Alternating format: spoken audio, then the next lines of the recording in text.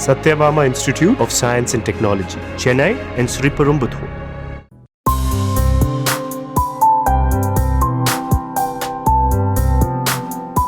கொடைக்கானல் மேல்மலையில் இயற்கை எழில் கொஞ்சும் ட்ரோன் காட்சிகள் தான் இவை.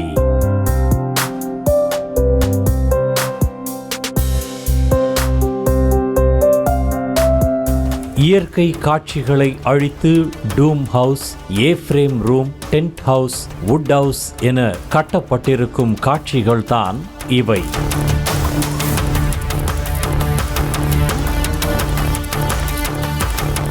மலைகளின் இளவரசி என அழைக்கப்படும் திண்டுக்கல் மாவட்டம் கொடைக்கானலில் இயற்கை எழில் கொஞ்சும் காட்சிகளுக்கு பஞ்சமே இல்லை. இங்குள்ள தூண்பாறை, குணா குகை, பைன் மரக்காடுகள், மோயர் சதுக்கம், பூங்கா, நட்சத்திர ஏரி, கோக்கர்ஸ் வாக் உள்ளிட்ட பகுதிகள் சுற்றுலா பயணிகளின் ஃபேவரைட் இடங்கள் எனலாம்.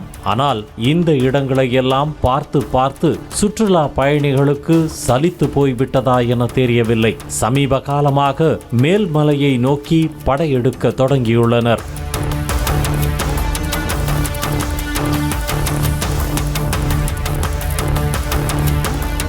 இதற்கு காரணம் இல்லாமலும் இல்லை. மேல்மலை பகுதியில் வளைந்து நெளிந்து அடுக்கடுக்காக ரம்யமாக காட்சியளிக்கும் இயற்கை விவசாய நிலங்கள், ஆங்காங்கே பசுமையான மலைமுகடுகள், ஆழமான பள்ளத்தாக்குகள், சிறு சிறு அருவிகள் என கிராம பகுதியில் ரசிக்கும்படியாக பல அம்சங்கள் உள்ளன. இது மட்டுமல்லாது 3000 ஆண்டுகள் பழமையான குழந்தை வேலப்பர் முருகன் கோவில், மன்னவனூர் சூழல் சுற்றுலா மையத்தில் உள்ள ஏரியில் பரிசல் சவாரி, ஜீப் ரைடு, குதிரை சவாரி மற்றும் வனப்பகுதியை ஒட்டியுள்ள கூக்கால் ஏரி, பூண்டி ஏரி என அடுக்கிக் கொண்டே போகலாம். அதே சமயம் சுற்றுலா பயணிகளின் அதிக அளவிலான வருகையை சில பண முதலைகள் தங்களுக்கு சாதகமாக பயன்படுத்தி கொண்டு மேல்மலையை வருமானம் ஈட்டும் பகுதியாக மாற்றத் தொடங்கியிருப்பதுதான் வேதனை. ஆம், இதற்காக இயற்கை எழில் கொஞ்சும் பகுதிகளை அழித்து dome house, A frame room, tent house, wood house என வீடுகளை கட்டி வாடகைக்கு விட்டு வருமானம் ஈட்டி வருவதுதான் கொடுமையிலும் கொடுமை. இதை கண்டு உள்ளூர்வாசிகள் கொதித்து போய் உள்ளனர். இப்படியே போனால் இயற்கை எழில் கொஞ்சும் காட்சி என்கிற போர்டு மட்டும்தான் இருக்குமே தவிர காட்சி இருக்காது என பூம்பாறை கிராமத்தைச் சேர்ந்த வடிவேல் வேதனையுடன் தெரிவிக்கிறார். இந்த கிராமங்கள் பார்த்தீங்கன்னா இயற்கை எழில் கொஞ்சம் ஒரு அழகிய கிராமங்களா இருக்குது. இந்த கிராமங்களில் பார்த்தீங்கன்னா அதிகப்படியான சுற்றுலா பயணிகள் வந்துட்டு இருக்காங்க. இப்போ பார்த்தீங்கன்னா அந்த சுற்றுலா பயணிகள் வர்றதை பயன்படுத்தி சில பணக்காரர்கள் வெளியே இருந்து வந்து இயற்கை விவசாய நிலங்களை வாங்கி அதை ஏ-ஃப்ரேம் இந்த மாதிரி நிறைய கட்டடங்களை உருவாக்கி அந்த இயற்கையை கெடுக்கிறாங்க. இதனால என்ன ஆகும்னா இன்னொரு 5-6 வருடங்கள் கழித்து இயற்கை விவசாயங்கள் பூரா அழிச்சிட்டு பூரா கட்டடங்களா மாத்திடுவாங்க. இதனால என்ன ஆகும்னா பிற்காலங்களில் அந்த இயற்கை எழில் கொஞ்சம் காட்சி அப்படிங்கிற போர்டு இருக்கும், ஆனா அந்த இயற்கை இருக்காது.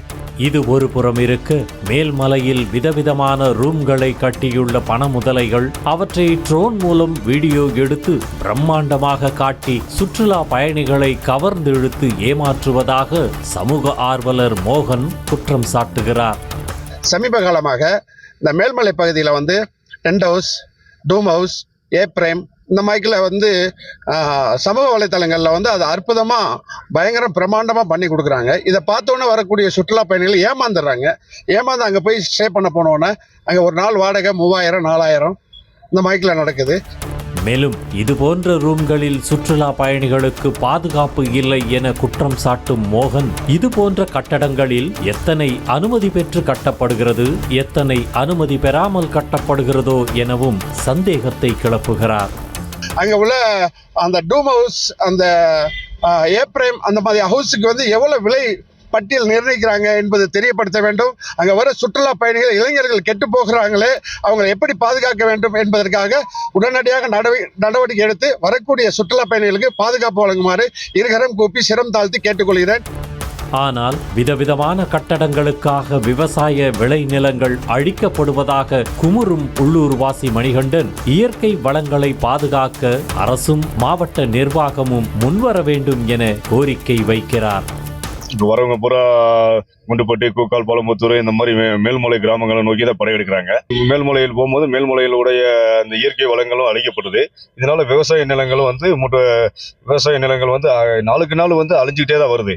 அதை வந்து நம்ம ஒரு மாவட்ட நிர்வாகம் சம்பந்தப்பட்ட அதிகாரி நடவடிக்கை எடுக்கணும். Satyabama Institute of Science and Technology, Chennai and Sriperumbudur.